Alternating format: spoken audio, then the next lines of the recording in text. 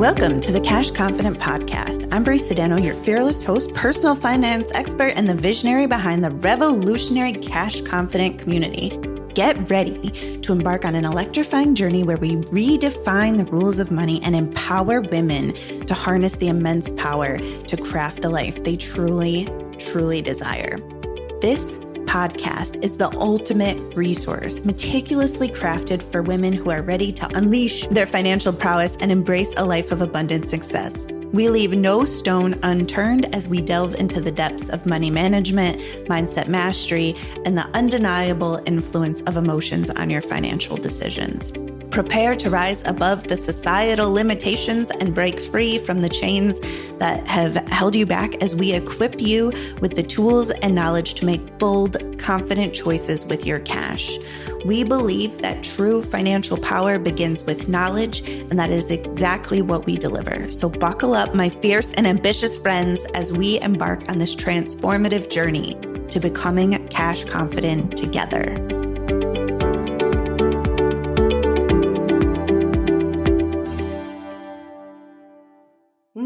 Hello, everyone. I am super excited to talk to you today about mapping the money mindset. So I'm going to share with you some of the observations that I've made working with clients over the last 10 years about kind of like, this is the way that I see it, right? This is my observations and my opinions and the things that I've learned from my clients over the last few years and kind of insight into how I help them, how I work with them. All right. So I love talking about money mindset because it is really one of the things that moves the needle very, very quickly. And when we are trying to very drastically change our reality, the mind is generally the first place I'm going to go. We do go layers deeper. I do get into like the emotional field, and I do get into like the energetic field, and sometimes even work with clients on like nervous system, body level type stuff. But most of the time, we're going to start with the mind. And the reason that is because the mind makes all the plans. So what your mind can't grasp, you're probably not going to be able to create or see those opportunities that come your way. And as we change our perspectives on things, our life really changes. And I have a ton of evidence in my own life as far as what I'm going to teach you today. And I've seen lots and lots of evidence with clients, working with them over the, since 2013. So without further ado, we will just get right into it. All right. So when I'm talking to somebody, I'm listening to their words, right? Because their words are the representation of thought, like out into the real world, right? It's like you take your thoughts and you turn them into words. So when I'm listening to clients talk, I'm listening to their thoughts. That is one level that I'm working on. Now, this is going to be the realm of like the conscious mind. So these are the thoughts that you can hear because you can speak them. Like this is probably like your internal dialogue, like the part of you that's like, did you make the dentist appointments, and did you pay the bills, and did you do the things, and what was she thinking, and who are you? Who are you to do this, right? Like that level of your mind, that conscious awareness, that part of your brain that like you can hear a little bit, right? And so your words are going to match those thoughts. Now, the way that I kind of see thoughts is like marbles in a maze. And I'm going to get into the rest of the maze as we go through this episode, but I kind of see the thoughts, that conscious level thinking as like the marbles of the maze. So when people have a block, I have air quotes going up. I know this is a podcast, you didn't get to see my air quotes, but when people have a block with money, sometimes that can even be in the conscious realm of thinking. Now, if you have a block as far up as your conscious realm of thinking, it's going to be in your way. Like there's no doubt about it. So things that I will generally hear is like, you have to work hard to make money. There's no better jobs, in my area, right? Like these kind of thoughts, right? And they may be based on beliefs, but they're just going to impact the way that you're thinking. So for most people that I work with anyways, people generally aren't hiring me at the very, very, very start of like a personal development journey. They're usually coming to see me a little bit further along. So most of the time, people have cleaned up some of their conscious thoughts. And so when we talk about in the self-help world or in the manifestation world, you'll hear the phrase like learning to be the observer of your thoughts. And that's why we practice meditation. And so what that does is learning to observe your thoughts, and why you would do it is because it puts some space between you and your mind. Now listen, your mind is a liar. It's sometimes it knows stuff, and like it's super useful for like reading spreadsheets and following the Google Map directions. But when it comes to creating new things, not quite as much. Your mind it's all programmed based on the past. And so if we don't ever question what's in your thoughts, then you'll just keep recreating the past. The other thing about the thoughts that I really want to say is the cool things is that you can control them, right? Like look at right now, while you're listening, I'll just be quiet for a second. Just make your mind say happy birthday. Like you can do it. And so learning to, anyways, I went on a small tangent there. So back to where I started from. Learning to observe your thoughts helps you to separate from your mind a little bit. It helps you to see that there is the observer of the mind and that there is the mind that is talking. And they're a little bit, they're different, right? So like your soul, the being that's inside of your body, you can hear your thoughts, and with a little bit of separation, with like when you're observing them, you're just watching your thoughts go by, you can start to notice, wow, that's an interesting thought, or wow, that's a super helpful thought, or that thought is detrimental to my success. And you can start to see it. And the more separation you have, the more that you can start to really like notice when your mind is choppy today, or when your mind is sluggish, or when your mind is like on a roller coaster of, I don't know, the rabbit hole of negativity, or when your mind is in great spirits. And the thing about it is we can use our thoughts, we can use our conscious mind to gather evidence. Like you can use your conscious mind, your thought levels on purpose, right? So if I was to say to you, write down 100 reasons you're the most amazing thing that has ever existed on this planet, you're going to use your conscious mind to do some of that. And it may go into different parts of your other mind and retrieve information or whatever. But in the realm of thoughts, what's super cool is that you have a level of control and intentionality. And your mind wants to help. Your mind wants to serve you. And so that's awesome. All right, so those are some things to know about the conscious level of thought, right? So that's generally going to be thoughts that you can like hear, and that you have some control over, that you can adjust the thought. You can ask your mind, hey, stop shit talking my coworker. We have things to do. So I don't know. Sometimes that doesn't work super great, but sometimes it does. All right. And so when we were talking about that maze, so when I'm talking about thoughts being the marble of the maze, now we're going to start to talk about belief structures. And these generally are more in the subconscious mind, although some are very pertinent and you will see them in the conscious mind, the things that we're going to talk about next. So when I talk about belief structures, if this was a maze, we would be talking about the walls of the maze. So we're going to start with beliefs. Now listen, everything that we're going to talk about are belief structures. That's what I call them. They're belief structures. They're mental structures that in your brain, I'm sure would be like a neural pathway. But when I'm listening to clients, I'm generally, for lack of a better term, like I listen to their words bump up against their belief structures.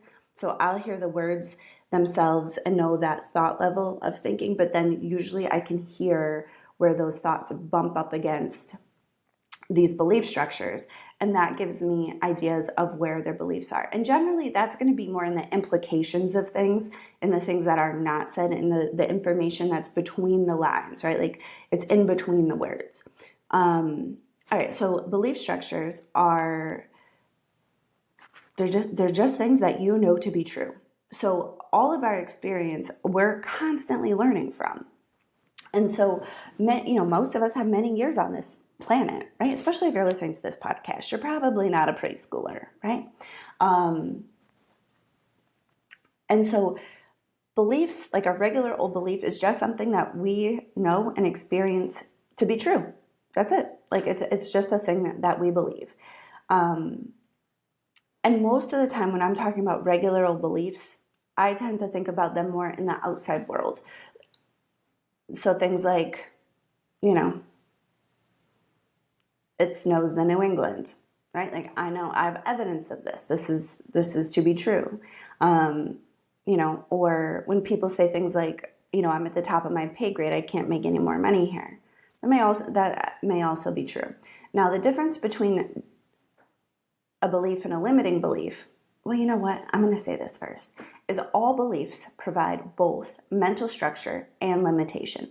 So beliefs are like the walls, you know, of this maze that I'm giving you this metaphor for. And they provide structure and they provide limitation, which is actually a really cool feature, right? It's just like the walls of your house. They provide structure and limitation.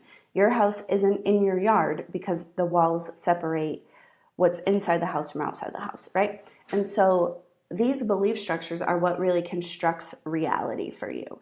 So if you have a belief that like infinite money is available at all times to me right this very second, your life is going to be very different than if you believe you're at the top of your pay grade, you can't make any more money. You know, money doesn't come to people like you, right? So these are belief structures. And so limiting beliefs are when our belief structures are much smaller than the reality that we want to construct.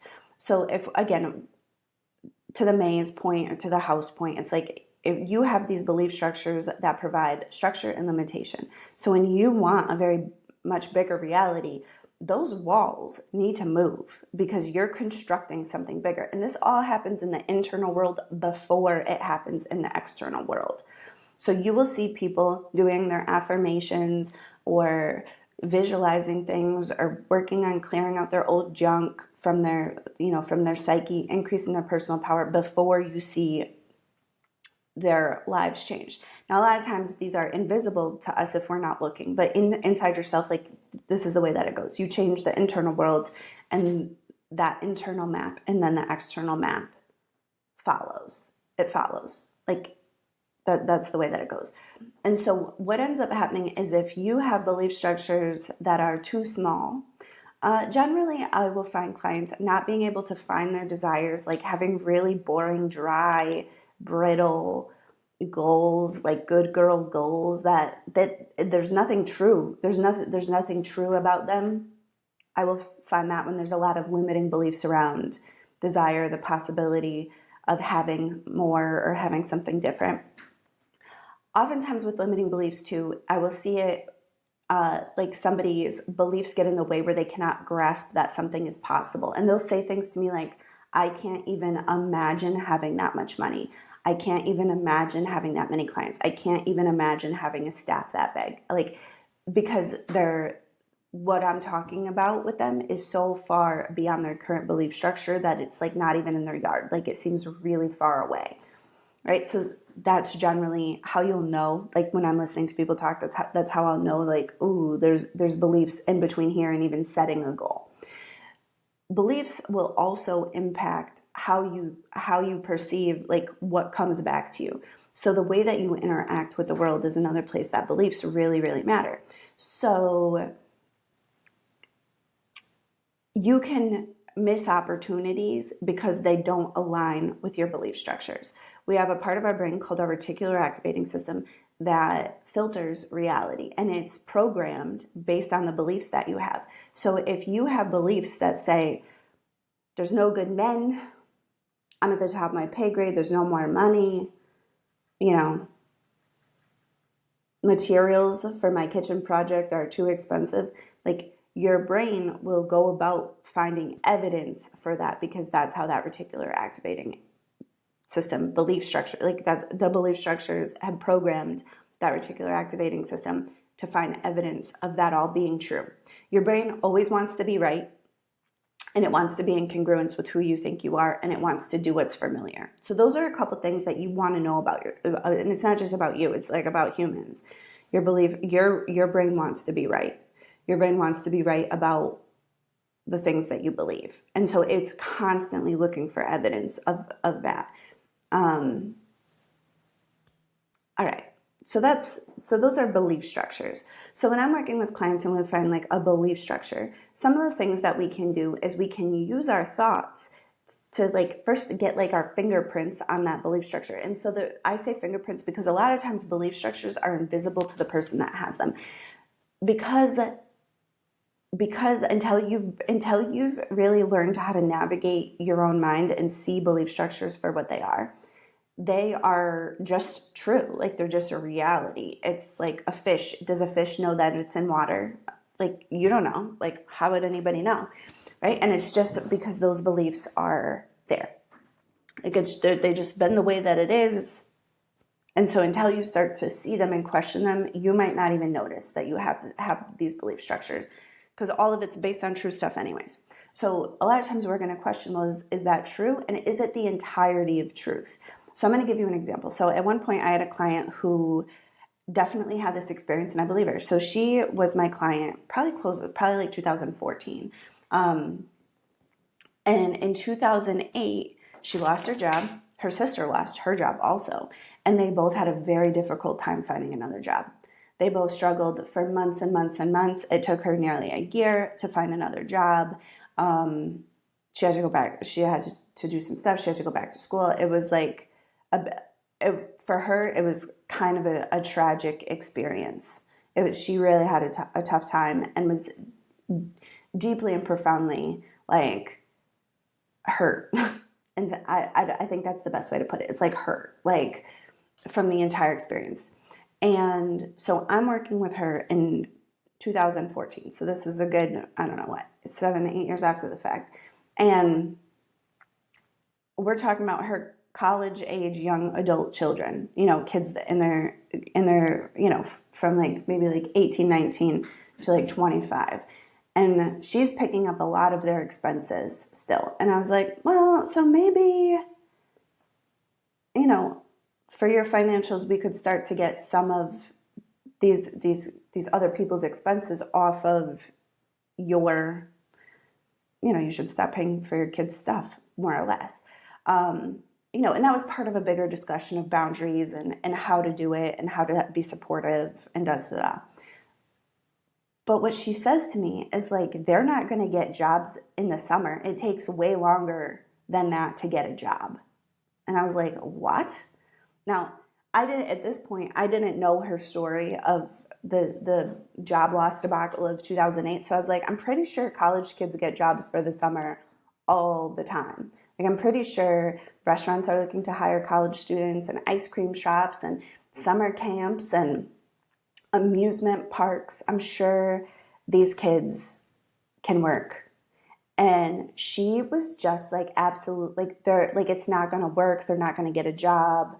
And I was fascinated by this because I was like, what a weird thing. But really, she just had this belief because she had such a true and hard experience finding a job that she was using that belief to construct the reality. Now, what's interesting was that belief she was also projecting onto her kids in the form of not believing that they could do it, having low expectations, and being willing to pick up the tab on like their cell phones, their cars insurance, their books. Young adults have a lot of big expenses, and so it's just interesting, right? And so that's the way that it kind of played out in real life for this person. And I was like, the economy, but like here we are many years later, I'm like, the economy's not the same. These kids are not you. They're going to be looking for different kinds of jobs. Like none of the circumstances are really there. So we started to use her conscious thoughts to really kind of question that belief structure. Does this still make sense? Like just because we experienced it in the past, does that mean we are going to experience it in the future?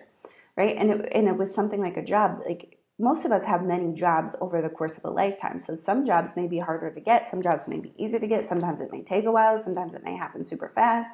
Sometimes we may negotiate. Sometimes we might not even think to negotiate. And all of those different experiences are available to us. They're all possible. But if you see things as a challenge and you can't ask for more, just that, you're going to be limited by that. So this woman was limited by this belief structure.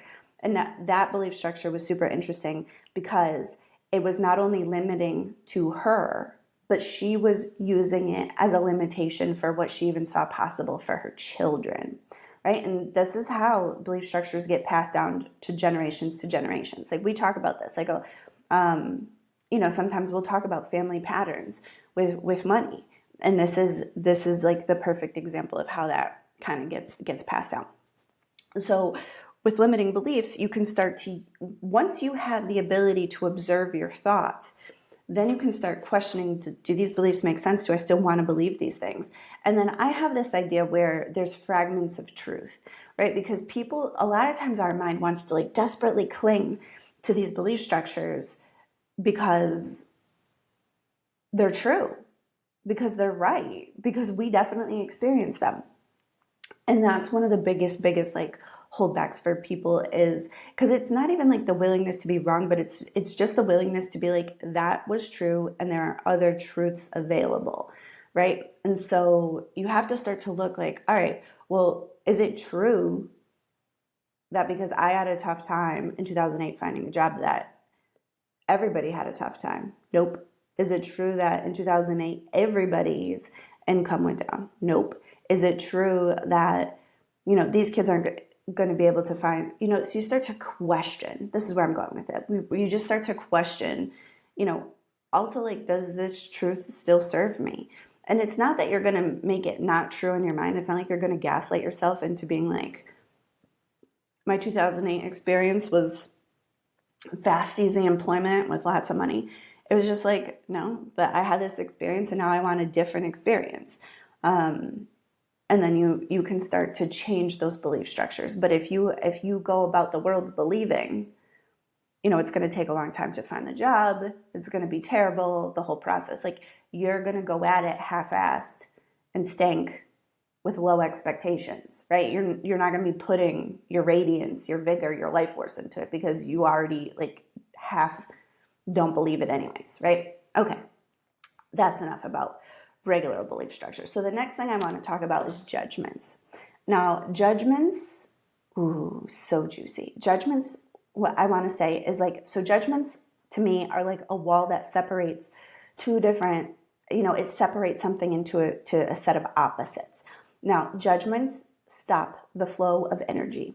And so this works on the mental, emotional, and physical realm. So let's just say, when it comes to thinking, if you're talking to somebody who's got a lot of judgments and your words are not getting in, we will call those people closed-minded, right? They'll be like, oh, they're super closed-minded. Like, you probably know an experience that I'm talking about, where you're talking to somebody who's got maybe really just different belief structures than you, different worldview, and you can see that you've hit a wall with them. That's a judgment. You're on one side of their judgment, they're on the other side of their judgment, and they like probably really can't even hear you, right? And we all have had that experience happen, right? Then in the emotional realm, a lot of times judgments will cause a lot of resistance, and it's more or less when it comes the idea of taking action. So let's just say you have a judgment that salespeople are sleazy and wrong and bad and trying to screw people, which is a pretty common. That's a belief structure. Those are some judgments that, like, when I work with clients, generally we're going to bring up sales if they have a business, right? So they may have those things. So when it's time to sell, you would have to be sleazy and dirty and wrong and trying to screw people if you have that judgment. So you would have to be on the wrong side of your own judgment. And so what will end up happening is your emotions are very likely going to get in the way of you taking action. And that may show up in procrastination, stress cleaning, doing things that are not sales activities while you're supposed to be doing your sales activities, and probably a state of like activated, or even, it depends on how strong these judgments are, or you could even call yourself like triggered while you're making your sales, right? So that is kind of the way that goes, right? If you're on the wrong side of your judgments, or you're going to take actions that would put you on the wrong side of your judgments, it's going to feel bad. And then judgments will generally stop action. And so this is kind of tied to the emotional piece, but it's like, if I said to you, hey, the path to abundance is to go to Walmart and steal a 99-cent can of tuna, you may not take that action. And I'm not suggesting that, by the way, like, it's not the path to abundance. Shoplifting is not the path to abundance. But I'm just saying most of us will have some pretty firm black and white judgments around shoplifting. So that's a good example to give. And you're probably not going to take that action. Your feelings are going to get in the way. You're going to resist it. You're going to hesitate. And ultimately, most of us are probably not going to take that action. And so that's kind of the way that judgments impact, thoughts, emotions, and actions. And so judgments really help us to navigate the world safely. Like, most of the judgments they kind of go in layers where something's like, good or bad, right or wrong. And then right or wrong gets into all sorts of like colorful connotations. So like most people would be like, ooh, I'm willing to be generous. I'm not willing to be greedy. I have a judgment that generous is good and greedy is bad. I have a judgment that says selfless, right? Selfless, giving everything away is good, but being selfish and, thinking about myself is wrong or bad, right? And these judgments help us to navigate the world safely because humans live in community. We live in family. And so these judgments help us to navigate like all of the social dynamics. And when judgments are even like so real, we put them into laws, right? Like we will make rules, we will make laws, we will all drive on the same side of the road. We will all wait in line in this order, right? Because to not do that would really put us, at social risk. So I think judgments really help us to navigate physical safety and even social safety. And so with judgments, a lot of times people cut off massive amounts of their own power with their judgments. So like, for example, one of the things I do work with my clients is things like greedy. Let's just break down a judgment, balance it out, and we'll just do this, and then that will probably be the end of our episode today. All right. So, look at when we're generous, we're willing to give without exchange. Like if I'm donating money to charity and I'm giving money away, I'm not expecting an exchange. I'm giving the money away from my overflow, from my abundance, and I'm not expecting anything in return other than that they use the money for their intended purpose, right? Greedy has negative connotations. Greedy actually sounds like a vice, right? And it is. It's one of the deadly sins, right? Greed. But what does it really mean? Is it means somebody who's willing to receive without expectation. And there's not even a word with positive connotations for somebody who's just a joyful receiver, right? There's not even a word. So we have generous, giving, receiving, greedy, negative connotations. So most of us see it's better to give than to receive, right?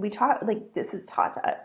But the truth is if you cannot receive without exchange, then your capacity to give is going to shrink and shrink and shrink because you have to have the things to be able to give them. And when you're giving, but you haven't received, eventually you get exhausted, you get tired, you feel resentful, and you start needing an exchange. And so when people are always giving but never receiving, never willing to be greedy, it ends up being greedy anyways, because then everything that they do, there's a hidden exchange that they're looking for because they actually need something back, right? Because they're not willing to just receive, right? And so when I'm working with clients, now listen, when I'm talking about opening up these judgments, I'm talking about having more room in the psyche to play. I'm talking about having more power. I'm not talking about like actually becoming a greedy person, but it's our willingness to be greedy that helps us to receive. And that's what puts us in balance. And the more that we can receive, the more we can have, the more we can give. And so that cycle, instead of getting smaller and smaller and smaller and tighter and tighter and tighter, it gets bigger and bigger and bigger, and I can give more and more and more and more, right? And so we want to be able to receive without exchange. We want those exchanges to feel good when we're in exchange, and then sometimes we want to be able to give without exchange. And that's the balance. So when we have these judgments, we end up getting out of balance. And so a lot of times for the ladies, it causes a lot of all of the judgments, not just greedy and generous, but it really causes a lot of just burnout, exhaustion, overgiving, overdoing, productivity chasing, right? Like there's all of these things that our judgments will dictate these behaviors. And so the way to do it, the way that I really look at it, is balancing out a judgment. So we'll start to look for, well, what are all the downsides of being generous? What are all the upsides of being generous? So we have the upsides and downsides of being generous. We have the upsides and downsides of being greedy.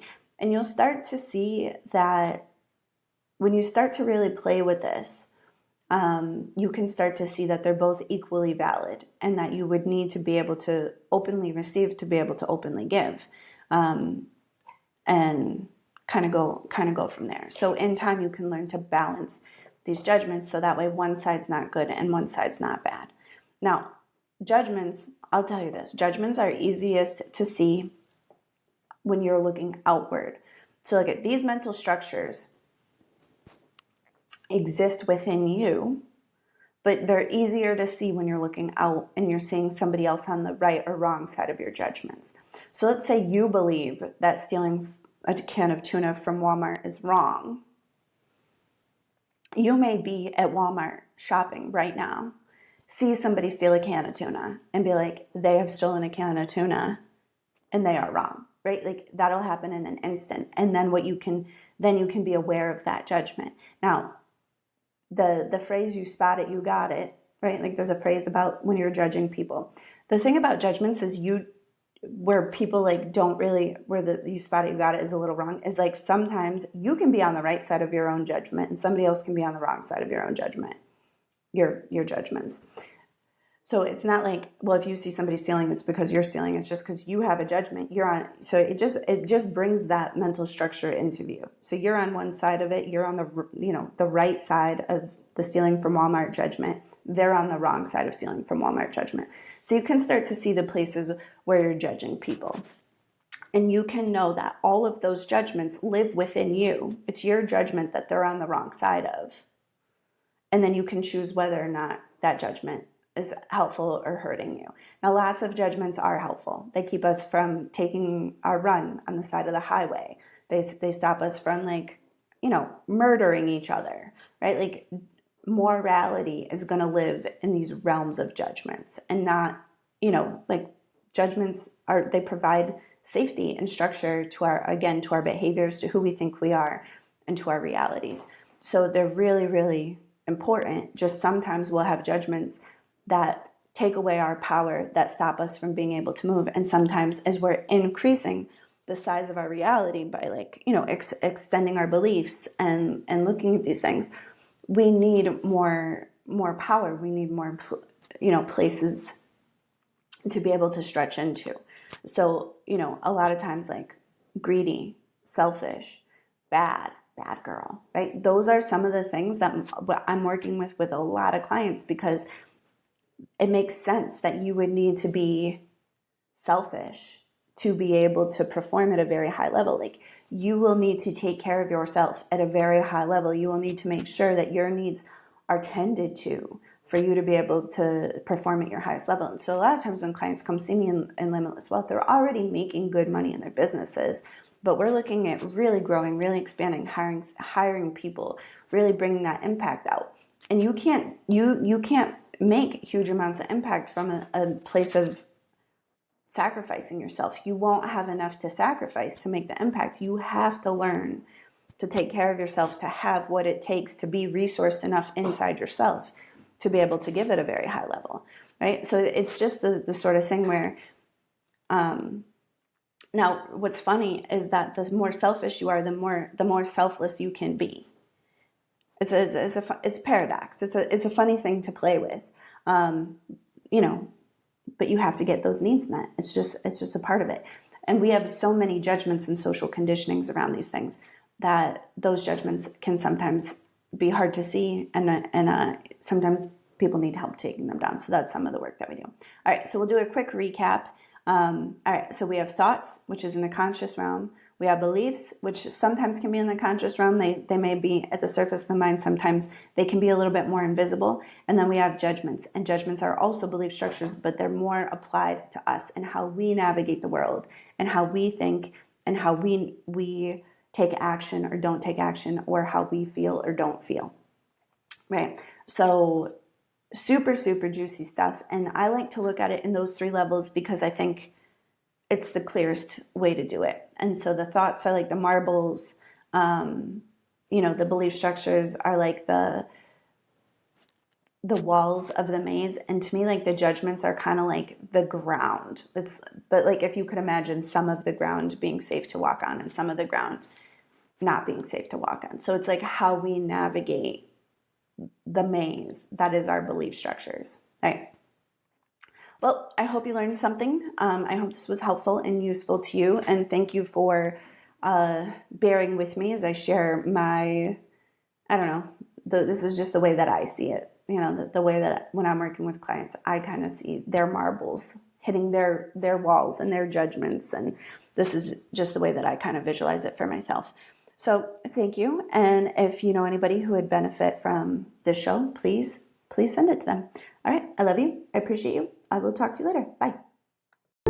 It was my pleasure and joy to talk with you today. Thank you for listening. If you found value in our conversation, I kindly ask you to share the show with a friend who deserves to unleash her financial power. Your feedback is so valuable to me. So please take a moment to leave a review. Together we can amplify the message and bring more money into the hands of good women. For ongoing guidance and unwavering support on your financial journey, I invite you to join the Cash Confident community. Visit www.cashconfident.com/join to become part of our powerful community of women where we uplift and inspire one another to reach new heights of financial success. Remember, you possess the power to shape your financial destiny. And with the Cash Confident podcast and the support of our remarkable community, you are unstoppable. Embrace your financial power, create the life you desire, and let's ignite a movement of cash confident women who are transforming the world $1, one decision at a time.